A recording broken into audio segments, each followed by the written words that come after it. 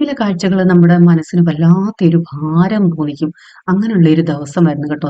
ആ പോന്ന പട്ടിയെ ശ്രദ്ധിച്ചോ? അതാണ് ഞാൻ ഈ പറയാൻ പോകുന്ന സംഭവത്തിന്റെ ഹൈലൈറ്റ് എന്ന് പറയുന്നത്. ഇപ്പോഴും അതായത് ഈ വീഡിയോ എഡിറ്റ് ചെയ്യുന്ന സമയത്തും എന്തോ അത് ഓർക്കുമ്പോൾ എന്റെ മനസ്സിന് വല്ലാത്തൊരു ഭാരമാണ്. രാത്രി മുതൽ നോൺ സ്റ്റോപ്പ് മഴയായിരുന്നു. അതുപോലെ തന്നെ രാവിലെ ഞങ്ങൾ എണീറ്റപ്പോ തന്നെ പട്ടിക്കുഞ്ഞുങ്ങളുടെ കരച്ചിൽ കേട്ടാണ് ഉണർന്നതേ. അപ്പൊ എവിടെയാണ് സംഭവം എന്നൊന്നും മനസ്സിലായില്ല. ചെന്ന് നോക്കിയപ്പോൾ ഞങ്ങളുടെ വിറക് വരയ്ക്കകത്താണ് കരച്ചിൽ കേൾക്കുന്നത്. അപ്പൊ വിറക് വര എന്ന് പറയുന്നത് വിറകൊക്കെ തീർന്നു. അപ്പൊ ഇപ്പോഴെന്ന് പറയുന്നത് ഈ ഗ്രോ ബാഗ് നിറയ്ക്കാൻ മണ്ണും കമ്പോസ്റ്റും ഒക്കെ മിക്സ് ചെയ്യുന്ന പ്ലാസ്റ്റിക്കുകള്, നമ്മുടെ ചകിരിച്ചോറ് ഉണങ്ങുന്ന കവറുകള്, അങ്ങനെയൊക്കെയുള്ള അതുപോലെ മണ്ണ് മിക്സ് ചെയ്യുന്ന പാത്രങ്ങള്, അങ്ങനെയൊക്കെ ലൊട്ടിലൊടുക്ക് സാധനങ്ങളാണ് അതിനകത്ത് കിടക്കുന്നത്. അപ്പൊ ഞാനും ജോസാനും കൂടെ ആദ്യം പോയി നോക്കിയപ്പോ കുഞ്ഞുങ്ങളെ ഉപദ്രവിക്കാൻ ചെന്നതായിരിക്കാമെന്ന് കരുതി അത് കുരച്ചു. അത് കഴിഞ്ഞിട്ടാണ് ഈ തള്ളപ്പട്ടി പോകുന്നത് കണ്ടത്. ഞാൻ പിന്നെ പെട്ടെന്ന് പോയി ഇച്ചിരി വീഡിയോ എടുത്താണ് കേട്ടോ. നോക്കിയപ്പോ 4 കുട്ടികളുണ്ട്. നല്ല പക്കൂട് കുഞ്ഞുങ്ങള് 4 പേരുണ്ട്. അത് ഇവിടെ പ്രസവിച്ചതൊന്നുമല്ല, ഇവിടെ കൊണ്ടിട്ടതാണ്. അന്നേരം ഞങ്ങള് ഉപദ്രവിക്കുമെന്ന് പേടിച്ചയക്കാൻ കുറേ കഴിഞ്ഞാണ് ഈ തള്ളപ്പട്ടി തിരിച്ചു വരുന്നത്. അതിനുശേഷം ഞാൻ കണ്ട കാഴ്ച സത്യം പറഞ്ഞാൽ എനിക്ക് കണ്ണീന്ന് വെള്ളം വന്നു.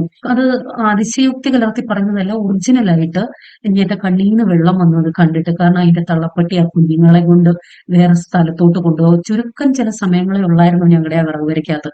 ഞങ്ങൾ ഉപദ്രവിക്കുമെന്ന് പേടിച്ചായിരിക്കാം അത് അടുത്ത സ്ഥലം തേടി പോയതാണ് ആ മഴയത്ത്. എന്നിട്ട് എവിടെയോ സ്ഥലം കണ്ടുപിടിച്ച് ഓരോന്നിനെയും കൊണ്ടുപോയി. എല്ലാത്തിനെയും കൊണ്ടുപോയിട്ടും അത് അവസാനം ആ വിറക് വരയുടെ അവിടെയൊക്കെ വന്ന് മൊത്തത്തിൽ ചാക്കും കവറും ഒക്കെ കടിച്ചു മാറ്റി നോക്കുന്നുണ്ടായിരുന്നു ഇനി ഉണ്ടോന്ന്.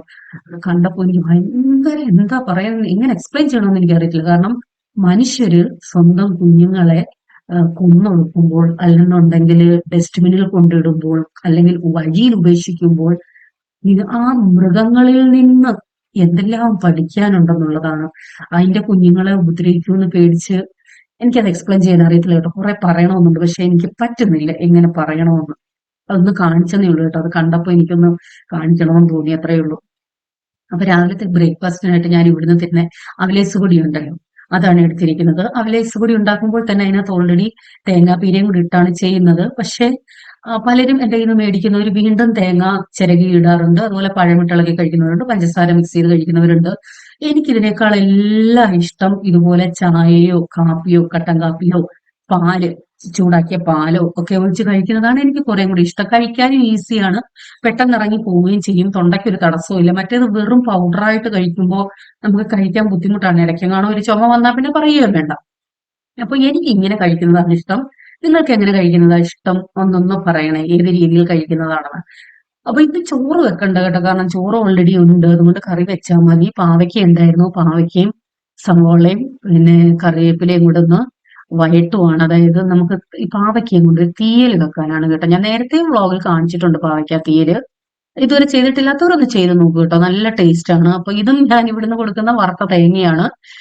നാളുകളോളം, മാസങ്ങളോളം ഇത് ഞാനിപ്പോ ഫ്രിഡ്ജിലാണ് വെക്കുന്നത് കേട്ടോ. കാരണം ഒരു 1/4 കിലോ പാക്കറ്റ് എന്ന് പറയുന്നത് കുറേ നാളത്തേക്കുണ്ട്. അപ്പം ആവശ്യത്തിന് മാത്രം ഫ്രിഡ്ജിൽ നിന്ന് എടുത്താൽ മതിയല്ലോ. അതുകൊണ്ട് എപ്പോ എടുക്കുവാണെങ്കിലും അതിനെ ആദ്യം ആ പാനിലിട്ടൊന്ന് ചൂടാക്കും. കാരണം തണുത്തിരിക്കുവല്ലേ. അത്യാവശ്യം നന്നായിട്ടൊന്ന് ചൂടാക്കും. നമ്മുടെ ഈ വറുത്ത തേങ്ങയ്ക്കകത്ത് വേറെ ഒന്നുമില്ല കേട്ടോ. അതായത് മുളക് പൊടി, മല്ലിപ്പൊടി, അങ്ങനെയുള്ള സംഭവങ്ങളൊന്നുമില്ല. തേങ്ങ മാത്രമേ ഉള്ളൂ. നമ്മൾക്ക് എന്ത് കറിയാണോ വെക്കേണ്ടത് അതിനുശേഷം അതിനകത്ത് അതിന്റെ ഇൻഗ്രീഡിയൻസ് ഇട്ട് ചെയ്താൽ മതി. അപ്പൊ തേങ്ങ അത്യാവശ്യം ഒന്ന് ചൂടായപ്പോ അതിനകത്തേക്ക് മഞ്ഞൾപ്പൊടി, മുളക് പൊടി, അതിനുശേഷം മല്ലിപ്പൊടി, ഇത്രയിട്ട് ഒന്നുകൂടെ ഒന്ന് ചൂടാക്കുക. ചെറു തീയിലാണ് ഇട്ടേക്കുന്നത് കേട്ടോ. കാരണം തേങ്ങ ഓൾറെഡി നമ്മുടെ ഫ്രൈ ആയതാണല്ലോ. അപ്പം കൂട്ടിയിട്ട് പെട്ടെന്ന് ചൂടാക്കാൻ നിന്നാലേ തേങ്ങ അത് കരിഞ്ഞു പോകും. അത് അവോയ്ഡ് ചെയ്യാനാണ് ചെറു തീയിലിട്ട് ശരിയാക്കിയ ശേഷം അതിനുശേഷം അതിനകത്തേക്ക് കുറച്ച് കുരുമുളക്, ഒത്തിരി ഒന്നും ഇട്ടിട്ടില്ല, പിന്നെ 3 അല്ലി വെളുത്തുള്ളി.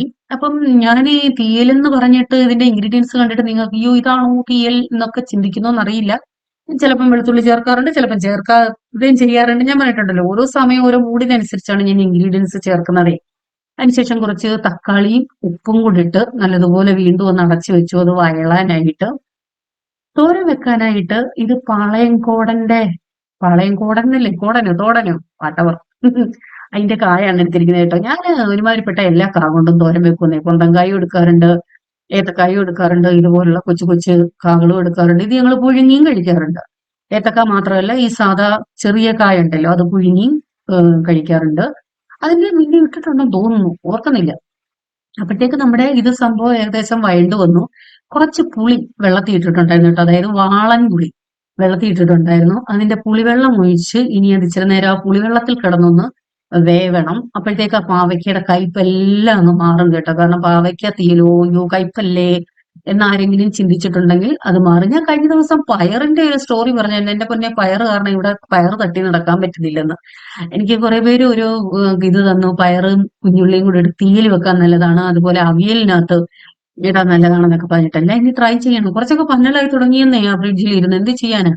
അപ്പൊ ആ പുളിവെള്ളം ഒഴിച്ച് അടച്ചു വെച്ച് ഇത്തിരി നേരം ഒന്ന് വേവിച്ചു. അപ്പോഴത്തേക്ക് അതിനകത്ത് എല്ലാം നന്നായിട്ട് പിടിച്ച് പുളിയൊക്കെ ആ കഷ്ണത്തെ നന്നായിട്ട് പിടിച്ചിട്ടുണ്ട്. അതിനുശേഷം നമ്മൾ വറുത്ത് വെച്ച അരപ്പ് അരച്ചില്ലേ, അത് അങ്ങോട്ട് ഒഴിച്ച് നല്ലതുപോലെ ആവശ്യത്തിന് ഗ്രേവിയും ചേർത്ത് അടച്ചു വെച്ച് തിളപ്പിച്ച് എത്രയും കുറുകണോ അത്രയും കുറുകിയെടുക്കുക. ഈ സമയം കൊണ്ട് അരിഞ്ഞെടുത്തായിരുന്നു. അതിനുശേഷം കായ്ക്ക് തോരന് മസാലയായിട്ട് തേങ്ങ, സവോള, കറിവേപ്പില, പച്ചമുളക്, കാന്താരി കാന്താരി കട്ട് ചെയ്യുന്നതാണ് കേട്ടോ. ആ ഒരു സംഭവം വളരെ ഈസിയാണ്. പിന്നെ മഞ്ഞൾപ്പൊടി, ഉപ്പ് ഇതെല്ലാം കൂടി നമ്മുടെ കൈ കൊണ്ട് തന്നെ നല്ലതുപോലെ ഒന്ന് ഞെരടി യോജിപ്പിച്ച ശേഷം കായ്ക്കകത്ത് ഇട്ടിട്ട് നല്ലതുപോലെ ഒന്ന് ഇളക്കി യോജിപ്പിക്കാം. അത്യാവശ്യം എന്താണ് സാധാ തോരൻ അരിയുന്ന അതേ പരുവത്തിലാണ് അരിഞ്ഞേക്കുന്നത്. കാരണം ഇത്തിരി കട്ടിയുള്ള കായാണ്, ഇത്തിരി വേവും ഉണ്ട് കേട്ടോ. കാരണം പെട്ടെന്ന് വേവുന്ന രീതിയിലുള്ള പൊന്തങ്കായല്ല, ഇതിന് ഇത്തിരി അത്യാവശ്യം വേവുള്ളതാണ്. അതായത് നമ്മൾ ഏത്തക്ക തോരൻ വെക്കുന്നത് കണക്ക് തന്നെ നല്ല കട്ടിയായിരിക്കും ഈ തോരൻ വെച്ച് തണുത്ത് കഴിയുമ്പോഴും. അപ്പൊ ഇതെല്ലാം ഇളക്കി യോജിപ്പിച്ച് കുറച്ചു നേരം അവിടെ ഇരിക്കട്ടെ, മസാലയൊക്കെ അതിനകത്തൊട്ടൊന്ന് പിടിക്കട്ടെ. ഈ സമയത്ത് നമ്മുടെ കറി അത്യാവശ്യം നന്നായിട്ട് കുറുകിയിട്ടുണ്ട് കേട്ടോ. ഇനി ഇരുന്നും ഇത് കുറുകും. നിങ്ങൾക്ക് കടുക് താളിക്കണമെന്നുള്ളവർക്ക് കടുക് താളിക്കാം. ഞാൻ ഇത് നമ്മുടെ ഉരുക്ക് വെളിച്ചെണ്ണ, അതായത് വെർജിൻ കോക്കനട്ട് ഓയിൽ, ഞാൻ കഴിഞ്ഞ ഒരു വ്ളോഗിലും കാണിച്ചിരുന്നല്ലോ, അതാണ് ഞാൻ ഇതിന് ലാസ്റ്റ് ഇത്തിരിയും ഒഴിച്ചേക്കുന്നത്. ഞാൻ പിന്നെ സെപ്പറേറ്റ് കടുവൊന്നും താളിച്ചില്ല. തേങ്ങ വറുത്തരയ്ക്കുന്നതിന് പൊതുവെ പല നാട്ടിലും കടുക് താളിക്കാറില്ല, എന്നാൽ ചിലർ താളിക്കുന്നവരും ഉണ്ട്. താളിച്ചുകൊണ്ടൊന്നും ദോഷമൊന്നും ഇല്ല, വേണമെന്നുള്ളവർക്ക് എങ്ങനെ വേണേലും ചെയ്യാം. തോരൻ വെക്കാനായിട്ട് ഞാൻ എണ്ണ ഒഴിച്ചിട്ടില്ല കേട്ടോ. എണ്ണ ഒഴിക്കാതെ തന്നെ നോൺ സ്റ്റിക്ക് ആണ്, അതുകൊണ്ട് അടുക്കി പിടിക്കുമെന്ന് പേടിക്കണ്ട. അതിനുശേഷം നമ്മുടെ ഇളക്കി വെച്ചിരിക്കുന്ന മസാല ഇട്ട് ലേശം വെള്ളം ഒഴിച്ചിട്ടുണ്ട്. ഞാൻ പറഞ്ഞല്ലോ അത്യാവശ്യം വേവുണ്ട് ഇതിന്, അതുകൊണ്ടാണ് വെള്ളം ഒഴിച്ചേക്കുന്നത്. നമ്മുടെ കറി കുറുകി വന്നപ്പോഴത്തേക്ക് ലാസ്റ്റിൽ ഇത്തിരി കറിവേപ്പിലയും കൂടി ഇട്ട് കൊടുക്കാന്ന് വെച്ച് അതിന്റെ മേളോട്ട് ഇത്തിരി കറിവേപ്പില ഇട്ടൊന്ന് ഡെക്കറേറ്റ് ചെയ്തതാണ് കേട്ടോ. അത് തുറന്നപ്പോഴേ ആ വെർജിൻ കോക്കനട്ട് ഓയിലിന്റെ ആ ഒരു മണം, ഒന്നാമതേ തേങ്ങ അരച്ച കറിയാണ്, അതുകൊണ്ട് അതിൻ്റെതായിട്ടുള്ള ഒരു മണവും ഉണ്ട്. ഭയങ്കര ടേസ്റ്റ് ആയിട്ടുള്ള ഒരു കറിയാണ് കേട്ടോ. പാവയ്ക്ക് ഇങ്ങനെ വെച്ചിട്ടില്ലാത്തവരൊന്ന് വെച്ച് നോക്കണം. ഈ സമയം കൊണ്ട് നമ്മുടെ തോരനും ഏകദേശം റെഡി ആയിട്ടുണ്ട്. ഒത്തിരി വെള്ളം ഒഴിക്കണ്ട കേട്ടോ, കുറച്ച് വെള്ളം ഒഴിച്ചാൽ മതി. ഇങ്ങനെ പല എന്താണ് ലൊട്ടിലൊടുക്ക് തോരനുകൾ ഞാൻ വെക്കാറുണ്ട്. അപ്പൊ ഇതിനും ഞാൻ കടുക് താളിക്കുന്നില്ല. ലാസ്റ്റിൽ ഇത്തിരി നമ്മുടെ വെർജിൻ കോക്കനട്ട് ഓയിൽ തന്നെയാണ് ഒഴിക്കുന്നത്. വെർജിൻ കോക്കനട്ട് ഓയിൽ എന്ന് പറയുമ്പോൾ അത് നല്ല കൊളസ്ട്രോൾ ആണ് അതിനകത്തുള്ളത്, ചീത്ത കൊളസ്ട്രോൾ ഇല്ല. നമ്മുടെ ഹെൽത്തിന് ഏറ്റവും നല്ലതാണ്. അത് രാവിലെ എണീറ്റിട്ട് ഇതിൽ ഒരു സ്പൂൺ കുടിക്കുന്നവരും ഉണ്ട്. നമ്മുടെ ബോഡിക്ക് ഏറ്റവും നല്ലതാണ്. പല ഗുണങ്ങളും ഉണ്ട്. ഗൂഗിൾ ഒന്ന് നോക്കിയാൽ മതി കേട്ടോ. പക്ഷെ വിലയുണ്ട് അതുപോലെ. ഇപ്പൊ പിന്നെ നല്ല വിലയാണ് കേട്ടോ. കാരണം തേങ്ങയ്ക്ക് വില കൂടിയതോടെ തേങ്ങ ഐറ്റംസിനെല്ലാം വില കൂടിയിട്ടുണ്ട്. ചമ്മന്തിപ്പൊടിക്കും കൂടിയിട്ടുണ്ട്, വെളിച്ചെണ്ണയ്ക്കും കൂടിയിട്ടുണ്ട്, തേങ്ങയുടെ എന്തൊക്കെയുണ്ടോ അതിനെല്ലാം കൂടിയിട്ടുണ്ട്, ഉരുക്ക് വെളിച്ചെണ്ണയ്ക്കും കൂടിയിട്ടുണ്ട് ഒക്കെ. അപ്പൊ അതൊന്ന് പറഞ്ഞതേ ഉള്ളൂ. അതിനുശേഷം ഞാൻ എപ്പോഴും ഇങ്ങനെ ഉലുവ എനിക്ക് നല്ല രീതിക്ക് വേണം കേട്ടോ. ഇതിപ്പോ 1/2 കിലോ ഉണ്ട്. 1/2 കിലോ എനിക്ക് ഒരു മാസത്തേക്ക് കാണത്തില്ല അച്ചാറിടുന്നതിനെ. എല്ലാ 1-2 ആഴ്ച കൂടുമ്പോഴും ഇതുപോലെ പൊടിച്ചെങ്കിലേ പറ്റത്തുള്ളൂ. അത്യാവശ്യം നന്നായിട്ട് ഉലുവ വേണമല്ലോ നമുക്ക് അച്ചാറുകൾക്കൊക്കെ. അച്ചാറിന്റെ മെയിൻ എന്ന് പറയുന്ന ഉലുവയും കായോ ആണല്ലോ എന്റെ അഭിപ്രായത്തില് കേട്ടോ. അപ്പൊ അത് ഉണ്ടെങ്കിലാണ് അതിന്റെ ആ ഒരു എടുപ്പും മണവും ഒക്കെ കിട്ടുന്നത്. അങ്ങനെ അത് വറുത്ത് പൊടിക്കണമായിരുന്നു, അത് കുറച്ച് വറുത്ത് പൊടിച്ചു. അപ്പൊ ഉച്ചയ്ക്ക് കാത്തോരനും നമ്മുടെ തീയലും പിന്നെ നെല്ലിക്ക നെല്ലിക്ക പുരട്ടിന്റെ ലാസ്റ്റ് ആയപ്പോ അത് ഏത് അച്ചാറും ലാസ്റ്റ് ബോട്ടിലിന്റെ ഘട്ടത്തോടാവുമ്പോ ഞാനത് കൊടുക്കാറില്ല. ഇങ്ങനെ ബോട്ടിലാക്കി മാറ്റി വെക്കും. കുറെ ദിവസം ഇങ്ങനെ വെക്കും, പിന്നെ യൂസ് ചെയ്തില്ലെന്നുണ്ടെങ്കിൽ കളയും. ഇങ്ങനെയൊക്കെയാണ്. രാത്രി എനിക്ക് മീൻ അച്ചാർ ഇടണമായിരുന്നു. അതിനുശേഷം നമ്മുടെ അച്ചാർ ഇട്ടു. ഇടുമ്പോ ഉള്ള ഒരു സ്റ്റേജാണ് കേട്ടോ. ഇപ്പം ഇത്രയും ഗ്രേവിയിലാണ് ഞാൻ ഓഫ് ചെയ്യുന്നത്. പിറ്റേന്ന് രാവിലെ ആകുമ്പോഴത്തേക്ക് നന്നായിട്ട് അങ്ങ് കുറുകി കഷ്ണങ്ങൾ മാത്രമായിരിക്കും. കാരണം എന്റെ ഈ അച്ചാർ മേടിച്ചവർക്കറിയാം എന്റെ കൺസിസ്റ്റൻസി എങ്ങനെയാണെന്ന്. അപ്പോ ഒരു ദിവസത്തെ വിശേഷങ്ങൾ ഇത്രയൊക്കെയാണ്. വീഡിയോ എത്രത്തോളം ഇഷ്ടപ്പെട്ടു എന്നറിയില്ല. എന്തായാലും നിങ്ങളെ ഒന്ന് കാണാൻ വരണമെന്ന് തോന്നി, കുറെ വിശേഷങ്ങൾ പറയണമെന്ന് തോന്നി, അതുകൊണ്ട് വന്നതാണ് കേട്ടോ. അപ്പോ ഉടനെ അടുത്ത വീഡിയോയിൽ വരാമെന്ന പ്രതീക്ഷയോടെ ബൈ. God bless you.